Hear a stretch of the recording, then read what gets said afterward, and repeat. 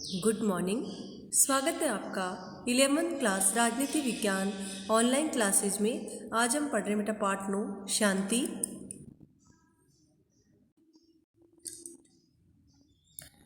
शांति का अर्थ। शांति की परिभाषा अक्सर युद्ध की अनुपस्थिति के रूप में की जाती है। अनुपस्थिति यानी युद्ध नहीं होना। जब युद्ध किसी देश में युद्ध नहीं हो रहा होता है तो अपन कहते हैं कि शांति स्थापित है। तो ये परिभाषा सरल है पर भ्रम उत्पन्न करने वाली भी है। सामान्य रूप से हम युद्ध को दो देशों के बीच हथियार बंद संघर्ष समझते हैं। तो जो हथियार बंद संघर्ष यानी जब दो देशों की सेनाएं आपस में हथियारों से एक दूसरे से संघर्ष करती है तो अपन कहते हैं कि युद्ध हो रहा है। हालांकि रवांडा या बोस्निया में जो हुआ वह इस तरह का युद्ध नहीं था। तो बेटा आप जानना चाहोगे क्या रवांडा में क्या हुआ था? अपन रवांडा की बात कर रहे हैं। ये अफ्रीकी देश है। 1994 में तकरीबन 5 लाख तुत्सी लोगों को हुतू लोगों ने मार डाला। यहाँ पर जो दो समुदाय थे तुत्सी और हुतू, तो जो तुत्सी समुदाय के लोग थे उनको हुतू लोगों ने मार डाला। हत्याकांड के आरंभ होने से पहले खुफिया जानकारी उपलब्ध होने और इसके भड़कने पर अंतर्राष्ट्रीय मीडिया में घटना का विवरण आने के बावजूद कोई अंतर्राष्ट्रीय हस्तक्षेप नहीं हुआ। हालांकि संयुक्त राष्ट्र संघ ने भी हस्तक्षेप नहीं किया। संयुक्त राष्ट्र ने रवांडा के खून खराबा को रोकने के लिए शांति अभियान चलाने से इनकार कर दिया। तो बेटा देखो, आपने देखा रवांडा में किसी दूसरे देश से युद्ध नहीं हुआ बल्कि उसके ही देश के लोग आपस में गृह युद्ध में लगे रहे। तो रवांडा और बोस्निया में जो गृह युद्ध की घटनाएं हुई वहां पर युद्ध नहीं था, लेकिन फिर भी शांति स्थापित नहीं हुई। तो जो अपन ने युद्ध का अर्थ देखा बेटा कि जब किसी देश में युद्ध नहीं होता है तो हम उसे शांति कहते हैं। तो ये सही साबित नहीं हुआ क्योंकि रवांडा और बोस्निया में युद्ध नहीं होने के बावजूद वहां पर शांति स्थापित नहीं थी बल्कि गृह युद्ध चल रहा था। एक ही देश में दो समुदाय के लोग आपस में एक दूसरे को मार रहे थे। और संयुक्त राष्ट्र संघ जैसी संस्था ने भी हस्तक्षेप करने से मना कर दिया। लेकिन ये एक प्रकार से शांति का उल्लंघन या स्थगन तो था ही। हालांकि प्रत्येक युद्ध शांति के अभाव की ओर जाता है। हम कहते हैं कि युद्ध का जब शांति का अभाव होता है तो कब होता है? युद्ध की स्थिति में। लेकिन शांति का हर अभाव युद्ध के रूप में ले ये जरूरी नहीं है। कई बार हम कहते हैं युद्ध नहीं है लेकिन फिर भी गृह युद्ध जारी है, आतंकवाद जारी है, तो शांति तो स्थापित नहीं हुई।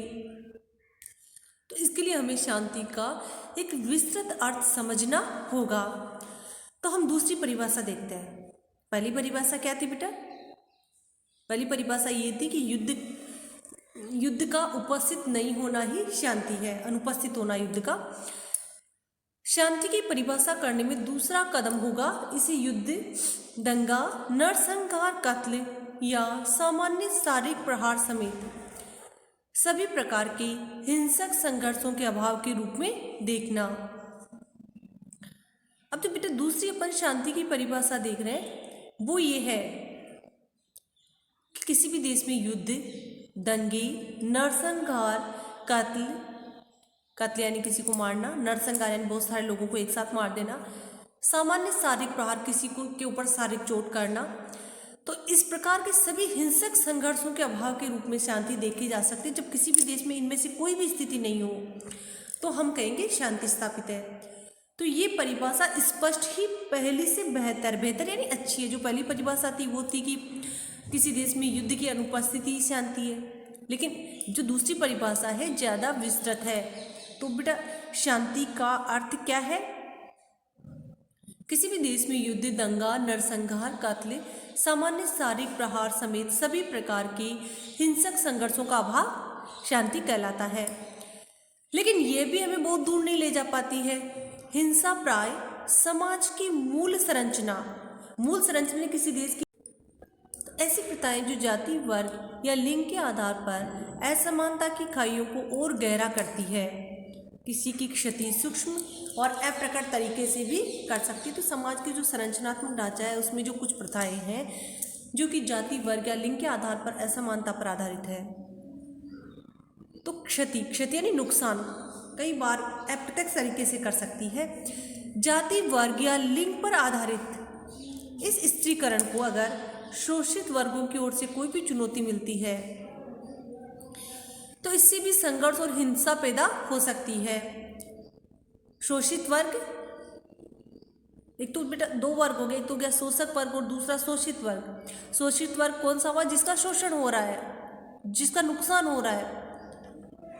तो जब शोषित वर्ग इसे चुनौती देता है तो कई बार संघर्ष और हिंसा की स्थिति उत्पन्न हो जाती है। इस तरह की संरचनात्मक हिंसा के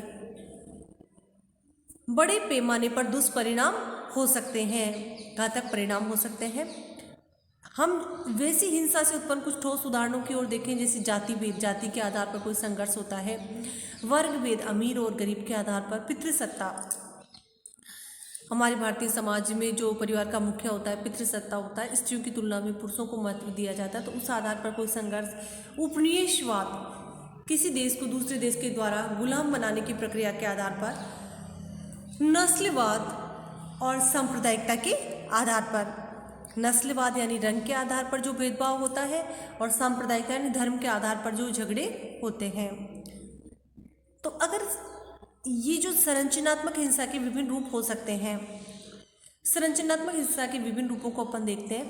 परंपरागत जाति व्यवस्था कुछ खास समूह के लोगों को अस्पृश्य मानकर बर्ताव करती थी। अस्पृश्य यानी छूना नहीं, जो छूने लायक नहीं हो, बर्ताव यानी व्यवहार। आजाद भारत के संविधान द्वारा गैर कानूनी करार दिए जाने तक छुआछूत के प्रचलन ने उन्हें सामाजिक बहिष्कार और अत्यधिक वंचना का शिकार बना रखा था। हालांकि भारतीय संविधान में छुआछूत को एक गंभीर अपराध माना गया है। अनुच्छेद 17 में से दंडनीय अपराध माना गया है, जो कि छुआछूत प्रथा का निषेध करता है। तो पहले जब हमारे समय में प्राचीन समाज में जो छुआछूत था, अस्पृश्य प्रथा थी, तो इससे कुछ वर्गों का सामाजिक बहिष्कार था, समाज में सभी लोगों से मिलजुल नहीं सकते थे। वंचना यानी वंचित कर दिया गया था। भयावह रीति रिवाजों के इन जख्मों से उबरने के लिए देश अभी तक संघर्ष कर रहा है। जो ये भयानक जख्म थे, इन संघर्षों से, इन चीज़ों से मुक्त होने के लिए देश अभी भी संघर्ष कर रहा है। हालांकि वर्ग आधारित सामाजिक व्यवस्था अधिक लचीली दिखती है। वर्ग आधारित यानी जो पश्चिमी देश है उसमें जाति व्यवस्था नहीं पाई जाती, वहाँ वर्ग पाए जाते हैं, अमीर वर्ग और गरीब वर्ग। लेकिन इसमें भी काफ़ी असमानता और उत्पीड़न को जन्म दिया है। तो इसमें भी कुछ असमानताएं हैं। उत्पीड़न यानी पीड़ाजनक है। विकासशील देशों की अधिकांश कामकाजी आबादी असंगठित क्षेत्र से संबंध है। बेटा आपने 10th क्लास में पढ़ा था संगठित और असंगठित क्षेत्र। संगठित क्षेत्र जैसे जिसमें परमानेंट होता है, काम के घंटे तय होते हैं, सैलरी तय होती है, तो उसको अपन संगठित क्षेत्र कहते हैं। और असंगठित क्षेत्र कौन सा होता है? जिसमें काम के घंटे तय नहीं होते, कोई सैलरी तय नहीं होती, शोषण की संभावना रहती है। तो जो विश्व के विकासशील देश हैं, इनकी अधिकांश आबादी किससे संबंध है? असंगठित क्षेत्र से। इसमें मेहनताना और काम की दशा बहुत खराब है। विकसित देशों में भी निम्न वर्गीय लोगों की अच्छी खासी आबादी मौजूद है। जहाँ विकसित देश है वहाँ पर भी गरीब लोग पाए जाते हैं। पितृसत्ता के आधार पर जिन सामाजिक संगठनों का निर्माण होता है, उनकी परिणति स्त्रियों को व्यवस्थित रूप से अधीन बनाने और उनके साथ भेदभाव करने में होती है। परिणति यानी परिणाम। पितृसत्ता जैसे बेटा मैंने आपको बताया, परिवार का मुखिया पिता होता है और स्त्रियों के साथ भेदभाव या उत्पीड़न की संभावना बनी रहती है। इसकी अभिव्यक्ति कन्या भ्रूण हत्या, जो कन्या भ्रूण है उसको गर्भ में ही मार देना, लड़कियों को अपर्याप्त पोषण और शिक्षा न देना।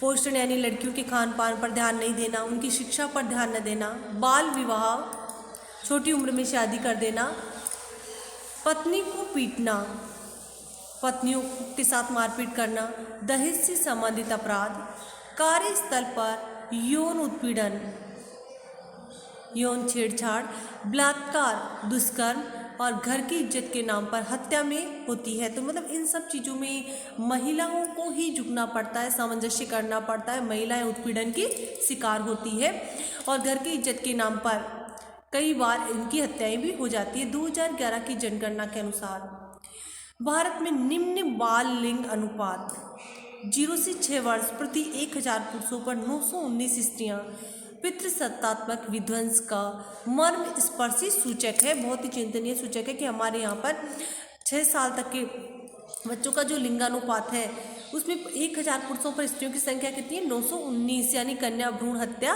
किया जाता है, जो कि पितृसत्तात्मक सत्ता जो पुरुष समाज है उसकी विध्वंस का सूचक है। इसमें महिलाओं के साथ उत्पीड़न का सूचक है, महिलाओं को कई तरह से जो शोषण किया जाता है उसका सूचक है, कन्या भ्रूण हत्या का सूचक है। अब ऐसा होना लगभग असंभव है कि उपनिवेशवाद विदेशी शासन के रूप में लोगों पर प्रत्यक्ष और लंबे समय के लिए गुलामी थोप दे। उपनिवेशवाद का अर्थ होता है किसी दूसरे देश को सामाजिक, आर्थिक और राजनीतिक दृष्टि से गुलाम बनाना। पर इजरायली प्रभुत्व के खिलाफ चालू फिलिस्तीनी संघर्ष दिखाता है कि इसका अस्तित्व पूरी तरह समाप्त नहीं हुआ है। जो इजराइल और फिलिस्तीन का संघर्ष है वह दिखाता है कि उपनिवेशवाद आज भी पूरी तरह से समाप्त नहीं हुआ है। इसके अलावा यूरोपीय उपनिवेशवादी देशों के पूर्ववर्ती उपनिवेशों को अभी भी बहुआयामी शोषण की उन प्रभावों से पूरी तरह उबरना शेष है जिसे उन्होंने औपनिवेशिक काल में झेला। इसके अलावा इजरायली जो फिलिस्तीन का संघर्ष, इसके अलावा भी अपन एग्जाम्पल दे सकते हैं यूरोपीय देशों का।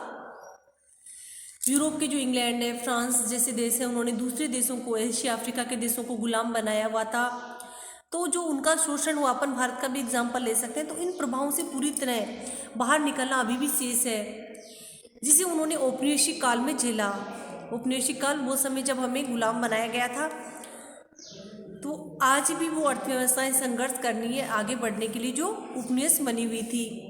रंगभेद और सांप्रदायिकता। रंगभेद अफ्रीकी देशों में जो यूरोपीय गोरी सरकार थी त्वचा के आधार पर रंगभेद करती थी।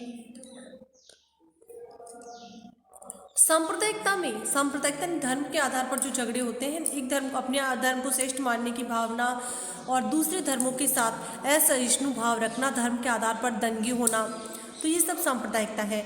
एक समूचे नस्लगत समूह या समुदाय पर लांछन लगाना और उसका दमन करना शामिल रहता है। लांछन यानी बदनाम करना। हालांकि मानवता को विभिन्न नस्लों के आधार पर विभाजित कर सकने की अवधारणा वैज्ञानिक रूप से अप्रमाणिक है, लेकिन कई बार इसका उपयोग मानव विरोधी कुकृत्यों को जायज ठहराने में किया ही जाता रहा है। 1865 तक अमेरिका में अश्वेत लोगों को गुलाम बनाने की प्रथा, हिटलर के समय जर्मनी में यहूदियों का कत्लेआम, ये कुछ एग्जाम्पल है। जैसे अमेरिका में जो अश्वेत लोग थे उनको गुलाम माना जाता था। जर्मनी में हिटलर का जो नाजीवाद का समय था, जो यहूदी समाज है उसको सरेआम मारा जाता था। दक्षिण अफ्रीका की गोरी सरकार की 1992 तक बहुसंख्यक अश्वेत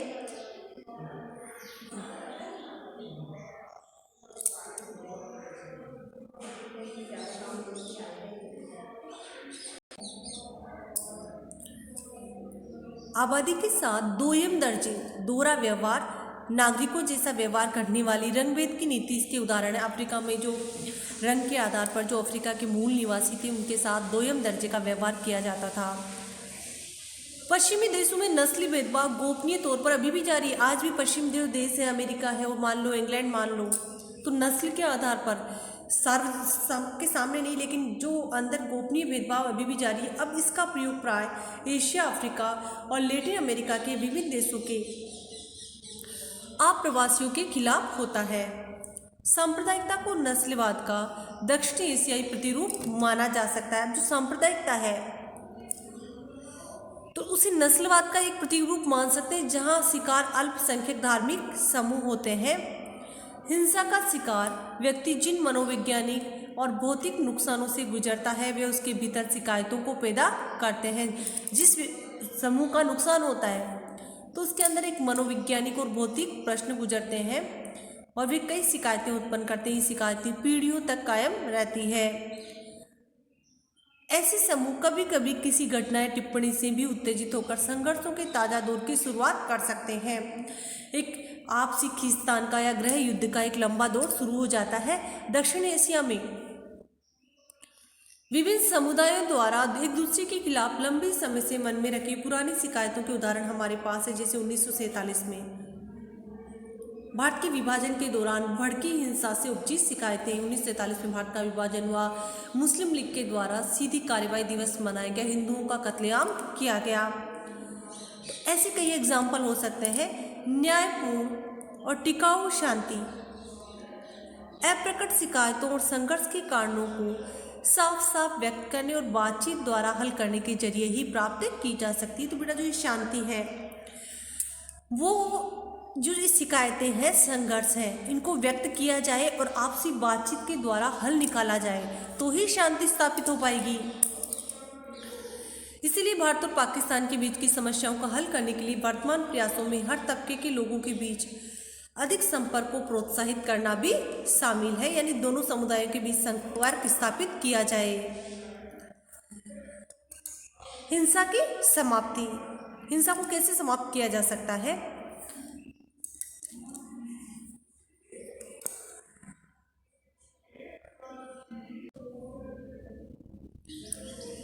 यहाँ पर कुछ महान लोगों के विचार अपन पढ़ रहे हैं बेटा।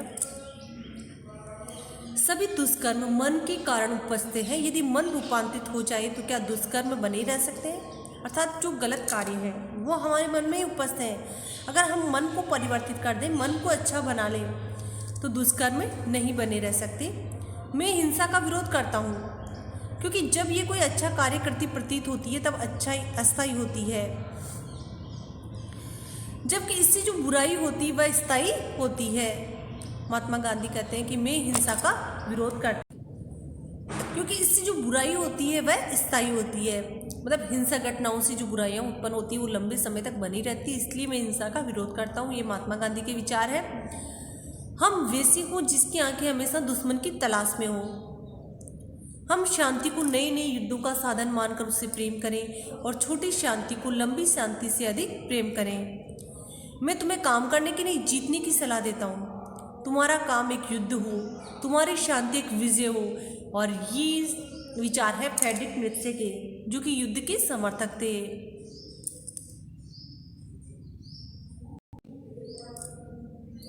हिंसा की समाप्ति।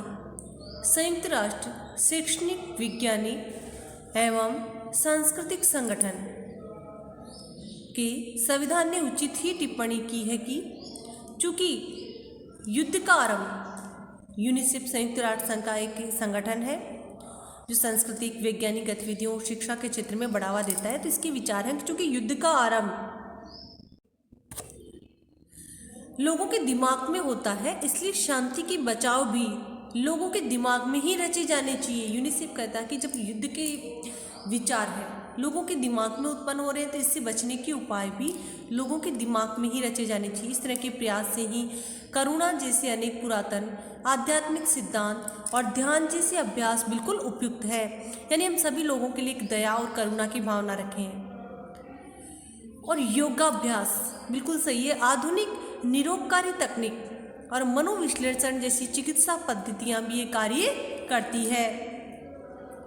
हमने भी गौर किया है कि हिंसा का आरंभ महज किसी व्यक्ति के दिमाग में नहीं होता, इसकी जड़ें कतिपय सामाजिक संरचनाओं में भी होती है। न्यायपूर्ण और लोकतांत्रिक समाज की रचना संरचनात्मक हिंसा को निर्मूल करने के लिए अनिवार्य है। अगर किसी देश में न्यायपूर्ण और लोकतांत्रिक समाज की स्थापना होगी तो स्वतः ही शांति स्थापित हो जाएगी। शांति जिसे संतुष्ट लोगों के समरस अस्तित्व के रूप में समझा जाता है, ऐसे ही समाज की उपज हो सकती है जहां सभी लोग मिलजुल करके रहें। शांति एक बार में हमेशा के लिए हासिल नहीं की जा सकती। शांति कोई अंतिम स्थिति नहीं बल्कि एक प्रक्रिया है जिसमें व्यापकतम अर्थों में मानव कल्याण की स्थापना के लिए जरूरी नैतिक और भौतिक संसाधनों के सक्रिय क्रियाकलाप शामिल होते हैं। अर्थात शांति कोई एक अंतिम स्थिति नहीं बल्कि एक निरंतर चलने वाली प्रक्रिया है। और इसको अगर व्यापक अर्थ में ले तो ये मानव कल्याण से संबंधित है, यानी ऐसा तरीका जिसमें मानव का कल्याण होने वाले नैतिक और भौतिक गतिविधियां की जाए। बेटा नोबेल पुरस्कार का नाम आपने सुना होगा, हर साल नोबेल पुरस्कार दिए जाते हैं। तो इसमें शांति के लिए भी नोबेल पुरस्कार दिए जाते हैं, जैसे कि जिन लोगों का विश्व में शांति स्थापित करने में महत्वपूर्ण योगदान होता है उन्हें शांति के लिए नोबेल पुरस्कार दिया जाता है। क्या हिंसा कभी शांति को प्रोत्साहित कर सकती है? अक्सर ये दावा किया जाता है कि हिंसा एक बुराई है, लेकिन कभी कभी यह शांति लाने की अपरिहार्य पूर्व शर्त जैसी होती है। हम कहते हैं कि हिंसा एक बहुत बड़ी बुराई है, लेकिन बेटा कभी पता है आपको, हिंसा के माध्यम से भी हिंसा एक शांति स्थापित करने की अनिवार्य शर्त बन जाती है। तर्क दिया जाता है कि तानाशाहों उत्पीड़कों को, तानाशाह किसे कहते हैं? शासन सत्ता में जो राजनेता होते हैं, जब उनके ऊपर कोई नियंत्रण नहीं होता है, वो अधिनायकवादी शासन सत्ता स्थापित कर लेते हैं, जिसमें वो मन मर्जी से, मतलब शासक के आदेश ही कानून माने जाते हैं।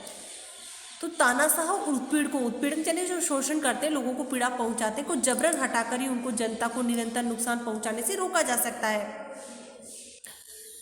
जहां पर तानाशाही व्यवस्था है तो वहां पर तानाशाही लोगों को शासन से हटा दिया जाता है और लोकतंत्र की स्थापना की जाती है।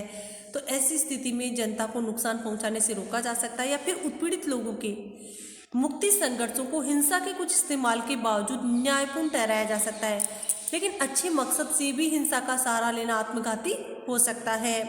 यानी हिंसा का प्रयोग करना आत्मघाती यानी खुद को ही मारना जैसे साबित हो सकता है। एक बार शुरू हो जाने पर इसकी प्रवृत्ति नियंत्रण से बाहर हो जाने की होती है। एक बार अगर हिंसा शुरू हो गई तो हम उसको नियंत्रित नहीं कर सकते। इसके कारण अपने पीछे मौत और बर्बादी की एक श्रृंखला छोड़ जाती है। शांतिवादी का मकसद यानी उद्देश्य लड़ाकों की क्षमता को कम करके आंकना नहीं, प्रतिरोध की अहिंसक स्वरूप पर बल देना है। तो शांतिवादी का जो उद्देश्य होता है, वो जो सैनिक होते हैं उनकी क्षमता को कम करना नहीं, बल्कि जो प्रतिरोध का तरीका है उसके अहिंसक स्वरूप पर बल देना है, जिसमें हिंसा का सहारा नहीं लिया जाए। विशिष्ट संघर्षों का एक प्रमुख तरीके सविनय अवज्ञा है। सविनय अवज्ञा का अर्थ है सरकारी कानूनों को भंग करना, और उत्पीड़न की संरचना की नींव हिलाने में इसका सफलतापूर्वक इस्तेमाल हो सकता है। शोषण के खिलाफ इसका इस्तेमाल किया जा सकता है। भारतीय स्वतंत्रता आंदोलन के दौरान गांधी जी द्वारा सत्याग्रह का प्रयोग एक प्रमुख उदाहरण है। भारत जब गुलाम था तो भारत में स्वतंत्रता प्राप्ति के लिए इसका प्रयोग किया गया।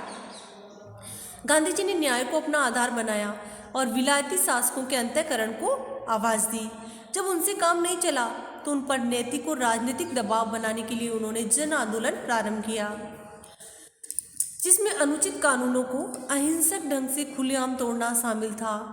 उनसे प्रेरणा लेकर मार्टिन लूथर किंग ने अमेरिका में काले लोगों के साथ भेदभाव के खिलाफ 1960 में इसी तरह का संघर्ष शुरू किया था। गांधी जी ने सत्याग्रह का प्रयोग किया, जो अनुचित कानून थे उनको तोड़ना शुरू किया। इसके अलावा मार्टिन लूथर किंग का एग्जाम्पल अपन ले सकते हैं, जिसने अमेरिका में जो अश्वेत लोगों के साथ भेदभाव होता था उसके खिलाफ संघर्ष शुरू किया।